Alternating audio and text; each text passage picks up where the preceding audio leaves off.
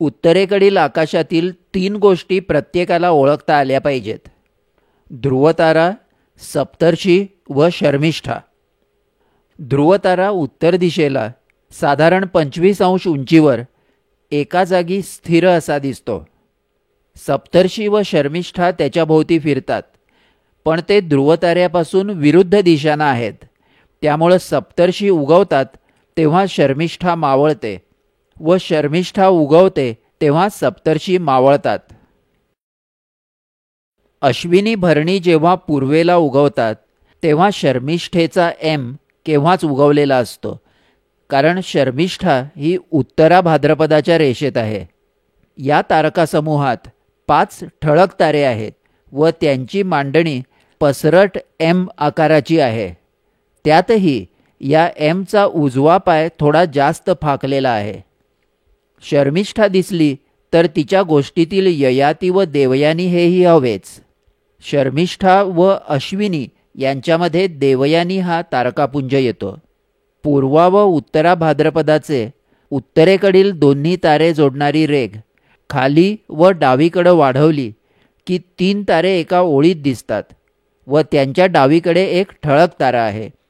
हा आहे देवयानी तारकासमूह. या ठळक ताऱ्याच्या किंचित वर M31 ही दीर्घवर्तुळाकृती दीर्घिका म्हणजे नेब्युला नुसत्या डोळ्यांनीही दिसतो. आता आपण ययाती पाहू. हे कृत्तिका नक्षत्र. कृत्तिका नक्षत्रापासून डावीकडं एका वर म्हणजे शर्मिष्ठाकडे वळणाऱ्या ओळीत 6 तारे येतात. यातला 5वा तारा ठळक आहे व याच्या वरच्या बाजूला एक तेजस्वी तारा आहे. याला सैतानी तारा म्हणतात किंवा अलगोल. या 7 ताऱ्यांचा समूह हा ययाती. ययातीची रेघ शर्मिष्ठाकडे जाते तर देवयानीची रेघ ययातीच्या ठळक ताऱ्याकडं.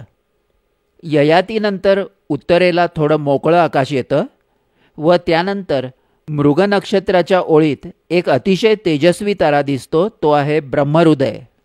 ब्रह्महृदय हा एका मोठ्या पंचकोनाकृतीचा भाग आहे. या 5 ताऱ्यांच्या समूहाला सारथी म्हणतात. ब्रह्महृदय हा एक चतुष्क तारा आहे, म्हणजे दुर्बिणीतून पाहिलं तर त्यात 4 तारे दिसतात.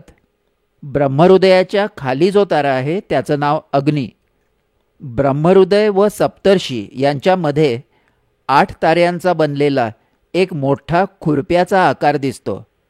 या खुरप्याचं तोंड म्हणजे कॉन्केव्हिटी मृग नक्षत्राच्या दिशेला आहे व मूठ ध्रुवमत्स्याच्या दिशेला आहे. हे आहे अंबरीश.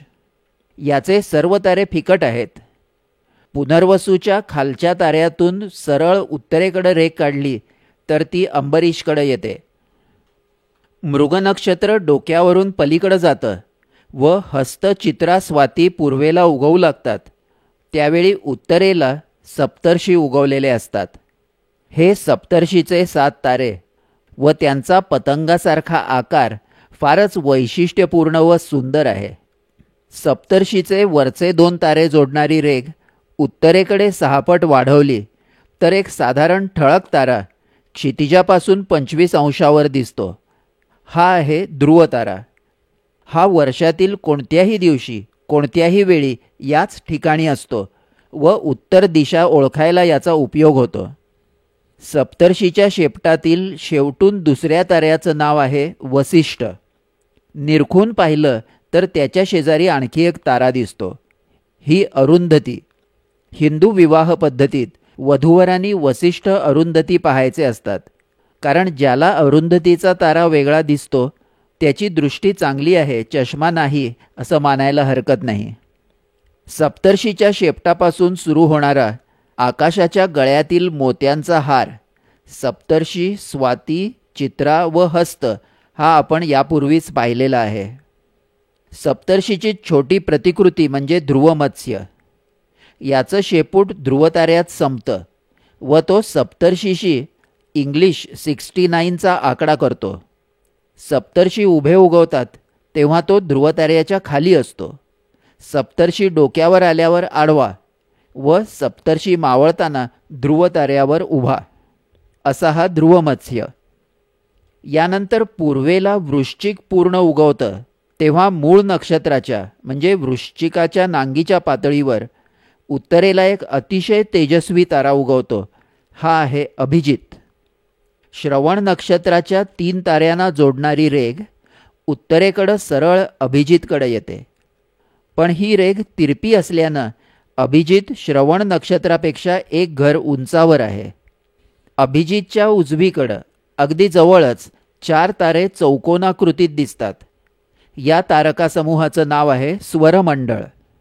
यातला वरचा उजवीकडचा तारा दुर्बिणीतून जर पाहिला तर त्याच्या भोवती वलयाकृती तेजोमेघ म्हणजे रिंग नेब्युला दिसतो. अभिजितच्या थोडं वर अभिजित व ध्रुवमत्स्याच्या मध्ये एक चौरसाकृती तोंड व लांबच लांब सापाची आकृती दिसते. हा आहे कालेय. कालेयचं शेपूट ध्रुवमत्स्याला वेटोळं घालून सप्तर्षीच्या चौरसाजवळ जाऊन संपतं. त्यातला वसिष्ठाजवळ येणारा ठळक तारा जो वसिष्ठ व ध्रुवमत्स्याच्या मध्ये येतो त्याचं नाव ठुबान असं आहे. याचं महत्त्व म्हणजे काही हजार वर्षांपूर्वी ठुबान हाच ध्रुवतारा होता. अभिजितच्या पूर्वेला 1 घर खाली जवळजवळ तेवढाच तेजस्वी एक तारा आकाशगंगेत दिसतो. हा आहे हंस. हंसाचा ठळक तारा हा 4 ताऱ्यांच्या सरळ रेषेत आहे. हे हंसाचं शरीर. त्यातल्या दुसऱ्या ताऱ्याला काटकोनातील 3 ताऱ्यांची रेष हे हंसाचे पंख. ठळक तारा हंसाच्या शेपटीत आहे. हा हंसाचा तारकासमूह श्रवण नक्षत्राच्या पातळीवर येतो. हंसाच्या 1 घर खाली पूर्वेला शर्मिष्ठाचा एम दिसेल. असं हे ध्रुवताऱ्याभोवतीचं तारकासमूहांचं वर्तुळ पूर्ण झालं.